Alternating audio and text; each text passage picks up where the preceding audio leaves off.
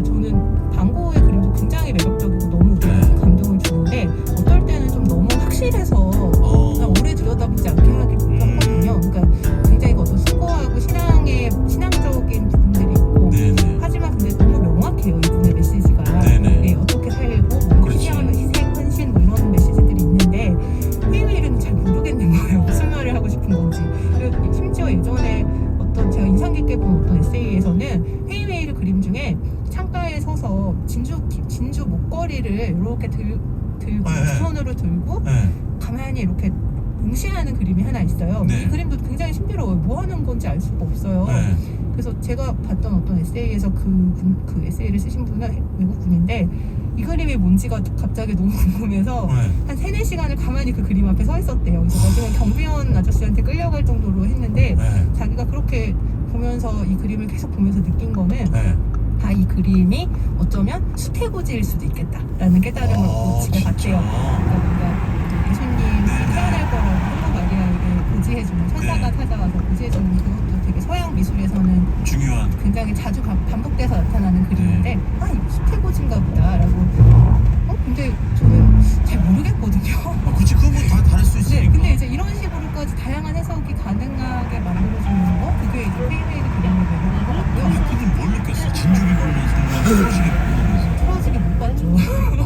근데 특별전이어가지고 사람이 너무 많았고요. 바글바글했겠구나. 사진 찍으면 사진 찍는다고 뭐라고 하고 막 되게 그러니까 사진을 찍어도 되는 곳이었는데 또 거기 오신 분들이 그러니까 굉장히 좀 많이 왔기 때문에 전 세계에서 많이 오셨기 때문에 찬찬히 응시할 기회는 없었는데 그러니까 오히려 그 델프트에 가서 모작을 보시면 그 모작이지만 굉장히 찬찬히 오히려 볼 수 있고 더 분석하면서 볼 수 있는 기회가 있고 하지만 뭐 물론 이제 원작이 주는 감동 터치가 주는 감동 같은 걸 느끼시려면 힘들더라도 좀 원본이 있는 곳으로 가시는 게 좋죠. 그러니까 대표적인 우유 따르는 여인처럼 우유를 따는 동작도 없고 지리학자처럼 지구 본 그런 소품도 없고 하여튼 희한해. 그래서 뭐 소설도 나오고 그렇죠. 그러니까 계속 사람들의 상상력을 자극하니까 그런 매력적인 작품들로 이제 만들어져서 나오는 게 아닐까 싶기도 합니다. 알겠습니다. 벌써 시간이 이렇게 됐구나. 사실 저희가 시간이 뭐 예상은 안 했지만 혹여라도 남으면 저기 프랑스 엑센프로방스로 폴 세잔이라도 좀 더불어 만나러 갈까도 생각했는데 올해는 다음 달에 그러면 다음 달에 준비해서 오겠습니다. 알겠습니다. 지난번 나오셨을 때는 김현철 DJ의 김현철 씨의 왜 그래를 들려주셨고 오늘은 뭘 들을까요? 네.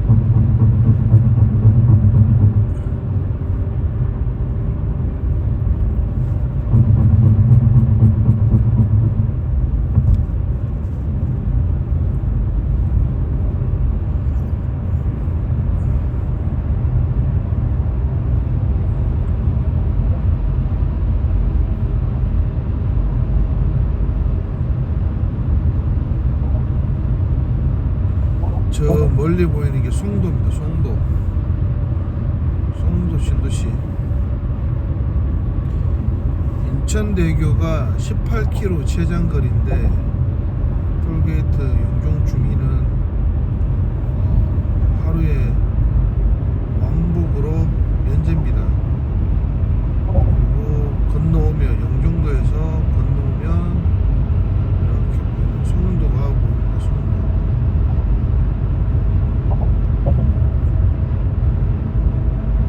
km를 건너오는데 한 10분 정도 걸립니다. 10분. 정해진 속도 80km, 90km 정도로 유지하면서 달리면 딱 10분의 시간이 됩니다.